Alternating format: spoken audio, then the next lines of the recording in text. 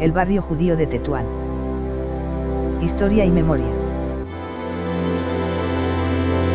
Episodio 2. Migración judía a Marruecos.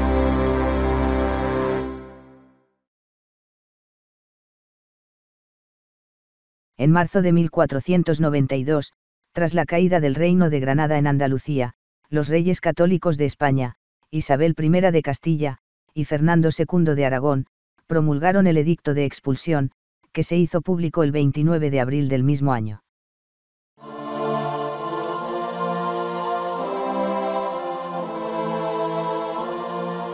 Este edicto permitía a los judíos permanecer en España con la condición de convertirse al catolicismo. Si se negaban, tenían 4 meses para abandonar el país o enfrentarse a la ejecución por la Inquisición española.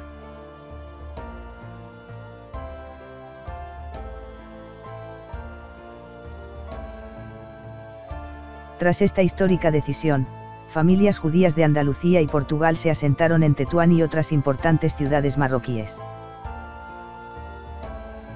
En estos centros urbanos, encontraron una cálida acogida, tanto para los inmigrantes musulmanes como para los judíos, fomentando la tolerancia religiosa y la convivencia pacífica tras las persecuciones sufridas por todos en Andalucía.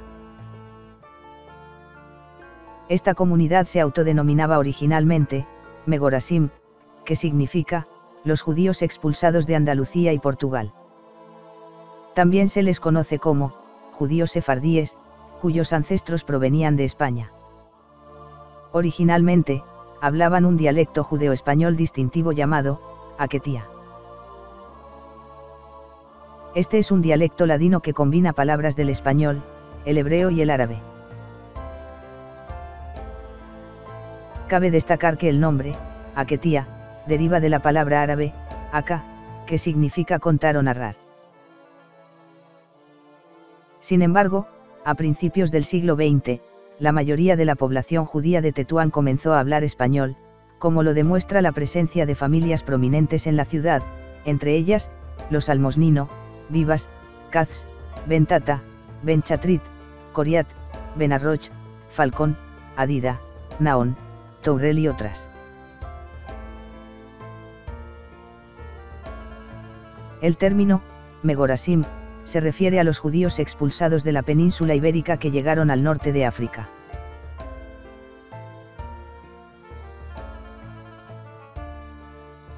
Los judíos de origen norteafricano se denominan Tosabim.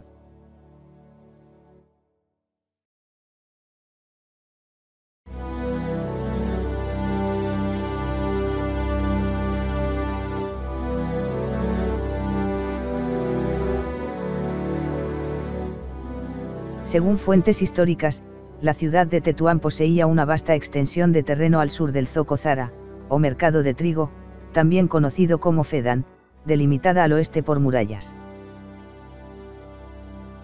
Este terreno era un jardín perteneciente al sultán Mulay Suleiman, y formaba parte de Dar el Magzen.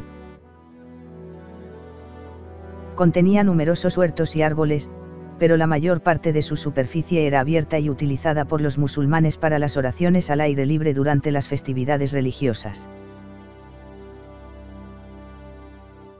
Solo la parte sur estaba urbanizada y conectaba los barrios de Almanyara, Osuica y Sidi Mesba, como vimos en el primer episodio de la serie Historia y Memoria.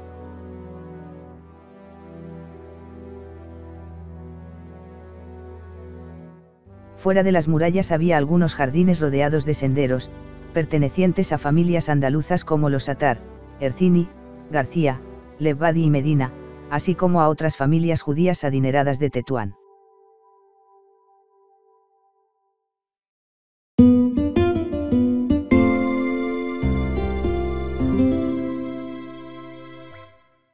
Nos encontramos en el corazón del casco antiguo de Tetuán, concretamente en el barrio de El Blad. Antes de adentrarnos en el antiguo barrio judío, exploremos los lugares históricos de esta zona. La antigua ciudad de Tetuán es Patrimonio de la Humanidad de la UNESCO, gracias a la riqueza de su historia y su patrimonio cultural, acumulado a lo largo del tiempo desde su reconstrucción hace más de 5 siglos.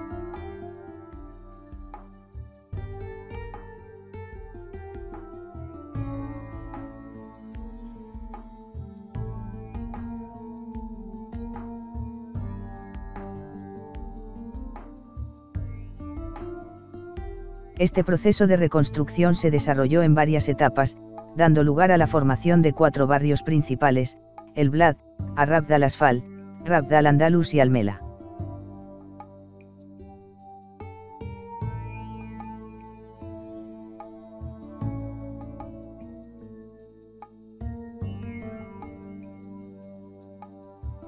Cada barrio está vinculado al contexto histórico de su fundación y a las técnicas arquitectónicas empleadas.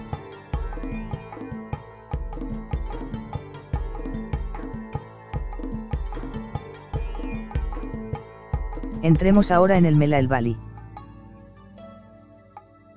Inicialmente, los inmigrantes judíos se asentaron en el Mela Valley, el antiguo barrio judío, ubicado al noreste del actual distrito del Blat, específicamente en la plaza donde se construyó la gran mezquita, también conocida como Yama el Kebir.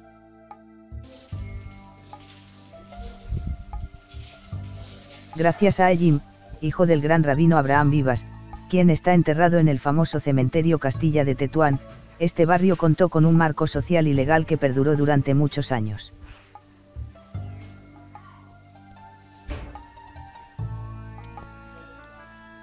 La población del antiguo Mela en 1727, era de 5.000 judíos que vivían en 170 casas, y tenían 7 lugares de culto, según las memorias del capitán Braithwaite, enviado del rey de Inglaterra, quien visitó Tetuán en aquella época.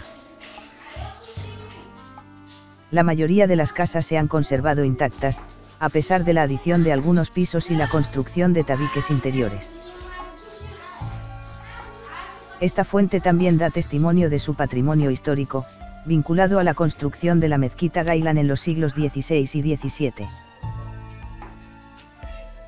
Fue restaurada recientemente por la comunidad urbana de Tetuán, en virtud de un convenio de cooperación entre el Ayuntamiento de Tetuán Sidi Mandri y el Ministerio de Fomento y Transportes de la Junta de Andalucía de España. Esta restauración forma parte de un esfuerzo mayor por rehabilitar los monumentos históricos de la ciudad vieja.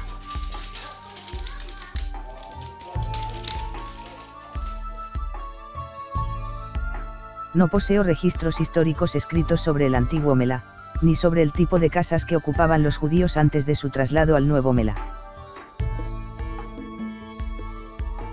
Es muy probable que tras la mudanza de los judíos al nuevo barrio, algunas fachadas fueran demolidas o modificadas.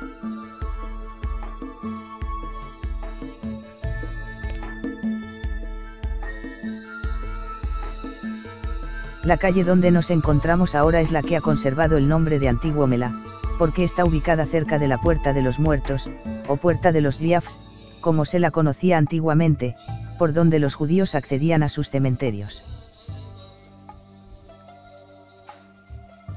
Esta calle constituía la entrada directa al barrio judío desde fuera de la ciudad.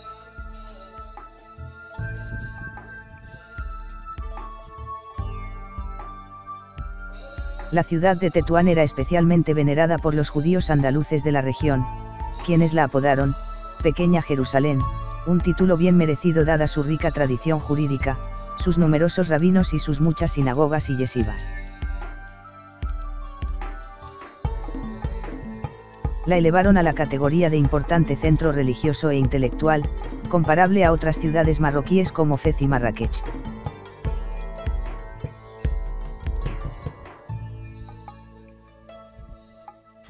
La comunidad mantuvo la organización establecida por Aim Vivas en 1530 hasta la Guerra de Tetuán de 1860.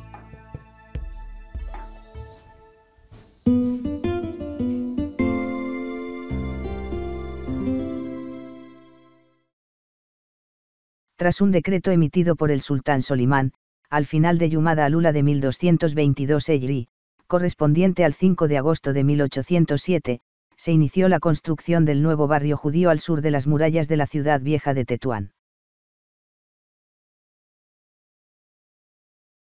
Esto ocurrió tras la expulsión de la comunidad judía del antiguo Mela, que habían vendido para trasladarse a nuevas viviendas.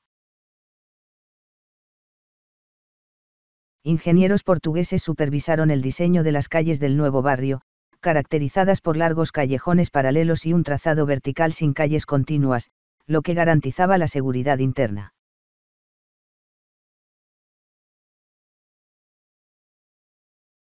El nuevo barrio judío o Nuevo Mela, se considera el último barrio construido dentro de las murallas de Tetuán.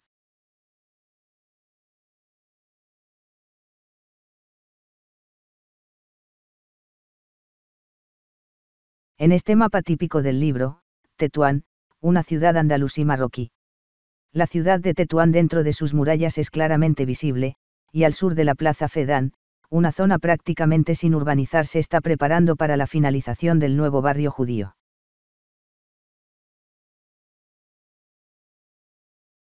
Este mapa también muestra que las calles de este nuevo barrio son rectas y se ramifican desde calles perpendiculares sin conexión entre sí, lo que explica por qué la mayoría de los callejones son sin salida.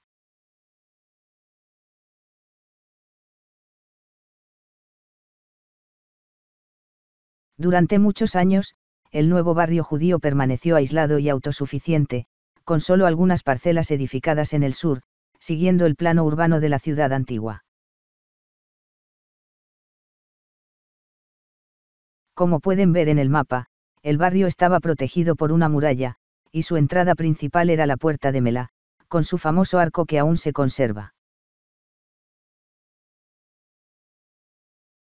Esta puerta daba al mercado de grano a mediados del siglo XIX. Esta es la calle por la que entraremos ahora. Acompáñennos en este recorrido histórico por el Nuevo Mela.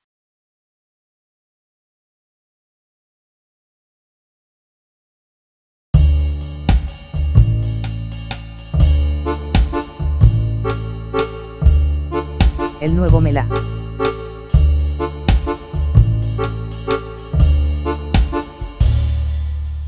Esta es la entrada al nuevo barrio judío, inaugurado a mediados del siglo XIX en la Plaza Fedán, antiguamente conocida como Plaza de España. Su fachada fue modificada durante las dos ocupaciones españolas de la ciudad. También sirvió como arteria principal del barrio. Hoy se llama calle Jerusalén.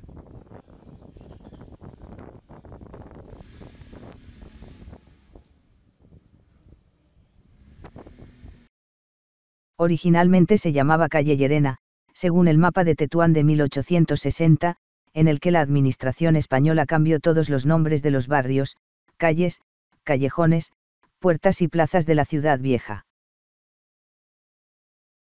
Según este mapa, esta calle estaba conectada con la prisión pública de la época. Véase la parcela número 10. Esta prisión fue demolida posteriormente durante el Protectorado y se construyó un edificio en su lugar. Las características del edificio son evidentes, con un estilo arte deco, fusionado con la arquitectura neoárabe que fue popular en la década de 1940, como se puede apreciar en la imagen.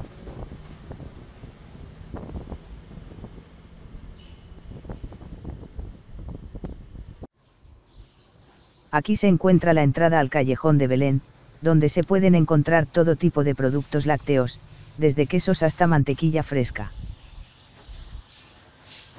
Este callejón también conduce a la sinagoga del rabino Itzhak Ben Walid, que visitaremos más adelante.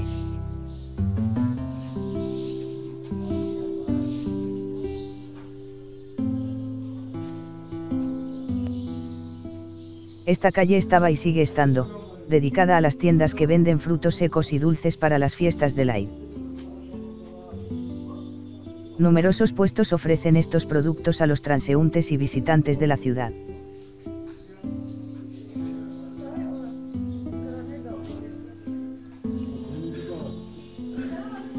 Y allí, podemos ver el famoso arco y la fuente. Acerquémonos a admirar estos monumentos históricos.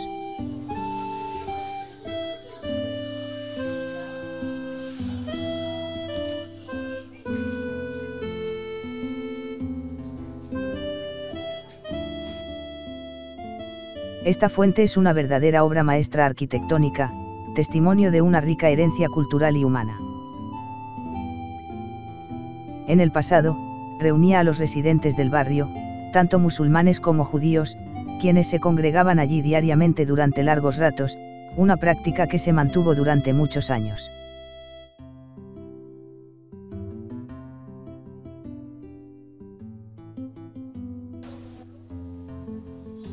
Y allí, en la parte superior, hay frases escritas en hebreo, que intentaré traducir para ustedes.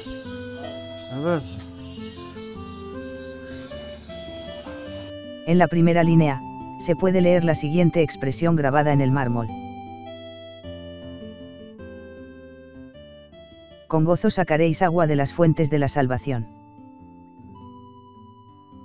Este es un versículo del libro de Isaías, capítulo 12, versículo 3.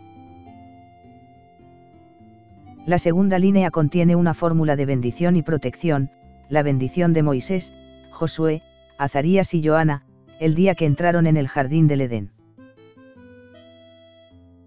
En cuanto a la tercera línea, es una inscripción conmemorativa. Era un hombre piadoso, se levantó y oró por ellos, como lo había hecho Samuel. Si he cometido algún error en la traducción, o si he omitido algo, les ruego acepten mis disculpas y les agradezco su colaboración para corregir estas inscripciones. Esta es la entrada principal al barrio desde la Ciudad Vieja.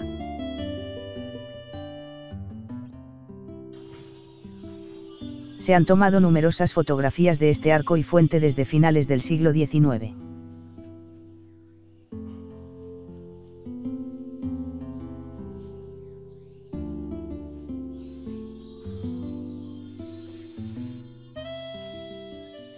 Nos encontramos en la primera calle del nuevo barrio judío, que estuvo cerrado y luego se reabrió a finales del siglo XIX, en la orilla oeste del barrio, donde se ubican la antigua Msalá, y las murallas de la ciudad. Ahora se llama calle Nablus, o antiguamente calle de la Guardia Civil.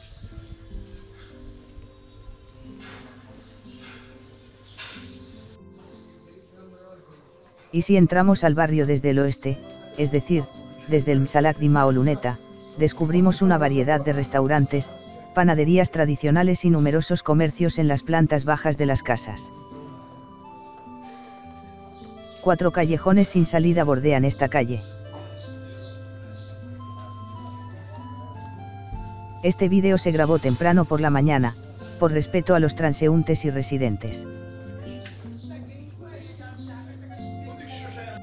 Vamos a visitar uno de ellos, el callejón sin salida de Granada, o Derb, donde nos encontramos ahora.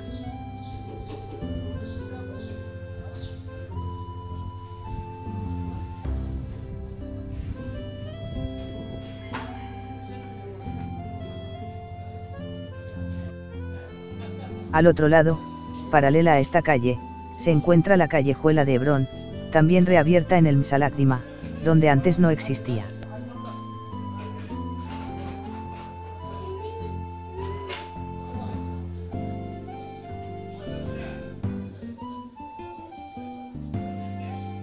Todos los caminos estaban cerrados, sin salida hacia el oeste, como se puede ver en el mapa. Examinemos ahora algunas de estas casas históricas que bordean estas callejuelas. Aquí hay un hotel. Se asemeja a los antiguos hoteles andaluces de España. Es absolutamente magnífico. Nos recuerda a los buenos tiempos.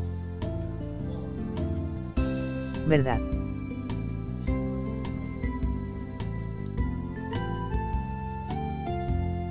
Los primeros habitantes andaluces colocaban sus símbolos sobre sus puertas.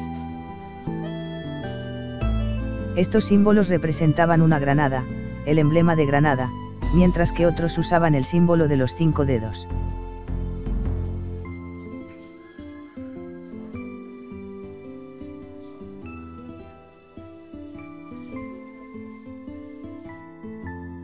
Esta es la callejuela de Haifa. Es un callejón sin salida, como se puede ver en el mapa. Al final se encuentra la mezquita Al-Andalus. Las casas en la Melá tienen 2 o más plantas y cuentan con ventilación natural, gracias a sus grandes ventanas. Algunas tienen balcones, otras tienen ventanas arqueadas y ornamentadas.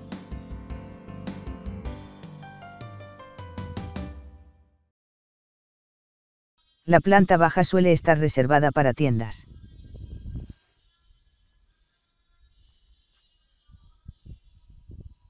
Ahora entraremos en la ciudad vieja por el callejón de Gaza. Esta entrada no existía anteriormente en el callejón de Haifa, como se indica en el mapa de Tetuán de 1860.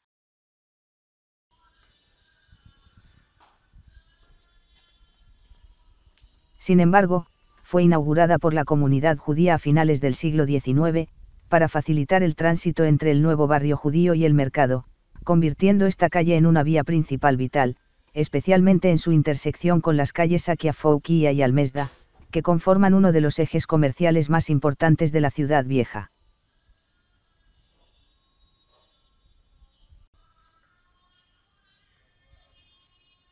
El pavimento de las callejuelas está presente en todo el Melá. Está compuesto de mármol y piedra, colocado en patrones rectangulares con motivos tradicionales, como puede apreciarse en toda la ciudad. El barrio albergaba numerosos negocios regentados por judíos, tiendas de ropa y telas, talleres y proveedores de sastrería, joyerías y otros establecimientos comerciales.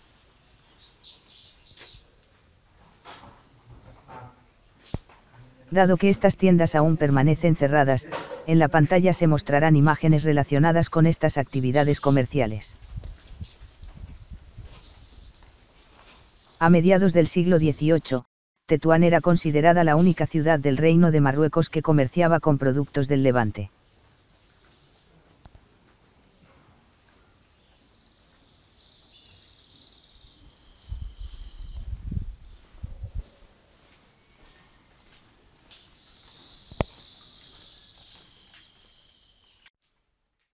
El profesor judío marroquí, Haim Zafrani, afirmó en su libro, Los judíos de Marruecos, que la contribución económica de los judíos era evidente en todos los ámbitos: artesanía tradicional, artículos de cuero, cerámica, textiles, en particular la seda, y el comercio en general.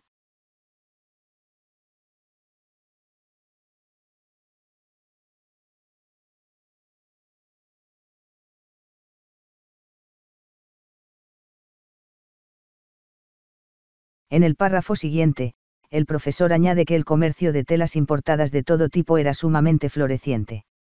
Cita: estaba el noble damasco, conocido como damascota noble, la melifa, tela rosa o granulada, la túnica de Gibraltar importada, y la perrita, como la llaman los españoles, esta tela de lana azul y negra de gran tamaño, etc. Fin de la cita.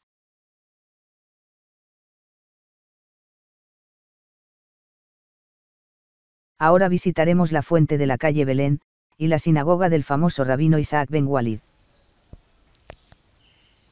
Daremos un pequeño paseo por el callejón Nombrente.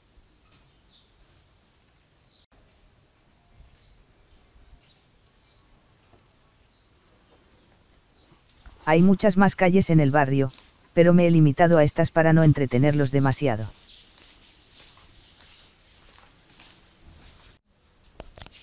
Nos detendremos aquí, en la calle Abraham Ben Tata.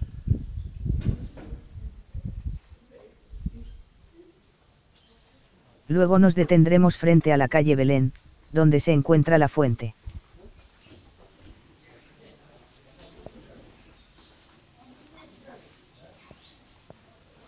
El barrio quedó completamente desierto, tras la emigración de todos los miembros de la comunidad judía de Tetuán. El barrio es hermoso, con sus calles empedradas, casas y una preciosa fuente.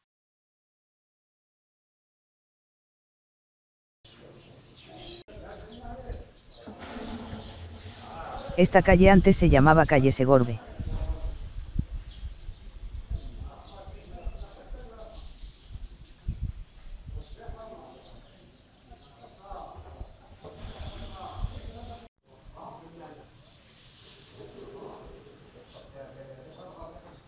Ahora tomamos la calle Isaac Ben Walid, antes calle Reus.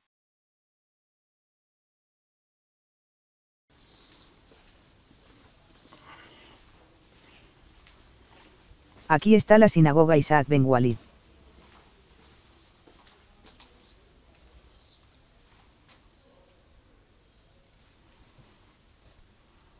A pesar de la destrucción de la magnífica sinagoga Vivas durante la revuelta de 1610, se construyeron 7 nuevas sinagogas antes de 1727. Para el siglo XIX, había 16 sinagogas, Obaya, en el barrio de Melá. Hoy en día, el paisaje del barrio judío ha cambiado por completo. Todas las sinagogas han cerrado, excepto la del renombrado rabino Isaac Ben Walid, que permaneció abierta hasta 1970.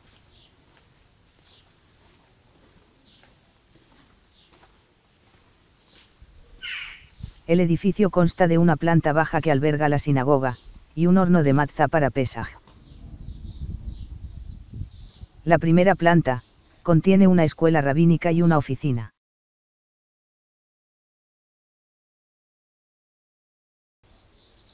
La segunda planta, alberga la residencia del rabino.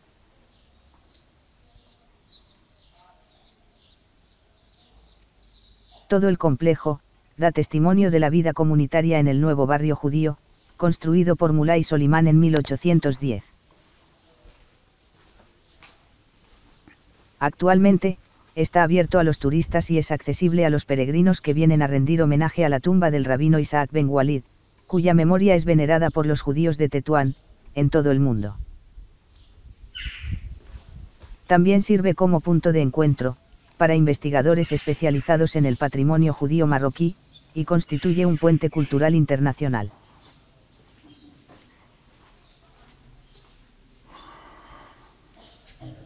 Este estilo de inspiración europea, es típico de las puertas de las casas del Melá, y fue introducido en el nuevo barrio por miembros adinerados de la comunidad judía a finales del siglo XIX.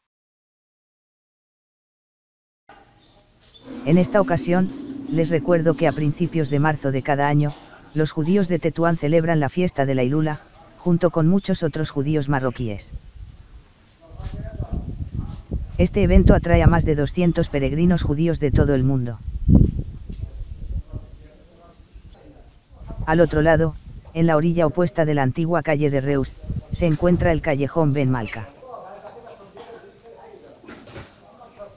Respecto a la población judía de Tetuán en el siglo XIX, el doctor Jean-Louis Millet, en un artículo publicado en el libro, Tetuán antes del protectorado, que recopila las actas del simposio de Tetuán de 1992, presenta una tabla, que ilustra la evolución demográfica de la población de Tetuán, entre 1823 y 1904.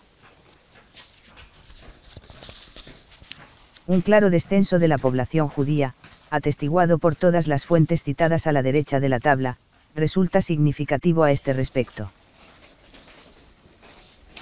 Según el autor, este descenso se debe principalmente a los trágicos sucesos de 1859 y 1862, que diezmaron la actividad económica de Tetuán, acompañados de una destrucción y devastación generalizadas en la ciudad. Los comerciantes judíos comenzaron a abandonar Tetuán, rumbo a Gibraltar y Orán, en Argelia.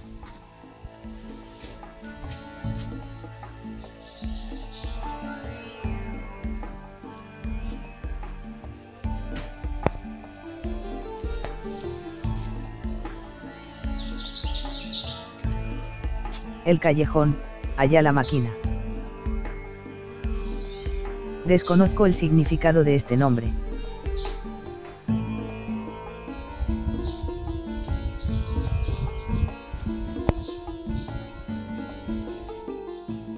Aquí se alza una casa histórica, con su magnífica puerta de estilo europeo, que data de finales del siglo XIX.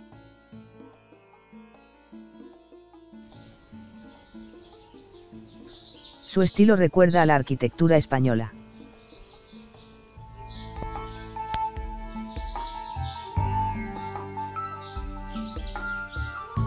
Todas las tiendas y casas del barrio han sido restauradas por el Ayuntamiento de Tetuán Sidi Mandri, en colaboración con la Junta de Andalucía.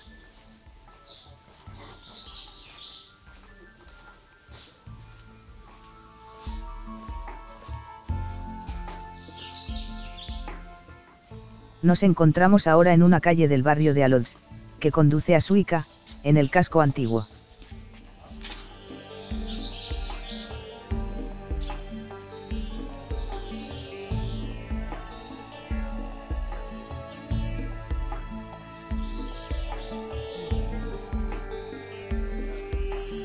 Con esto concluye el segundo episodio de nuestra serie, Historia y Memoria, que dedicamos al barrio judío de Tetuán.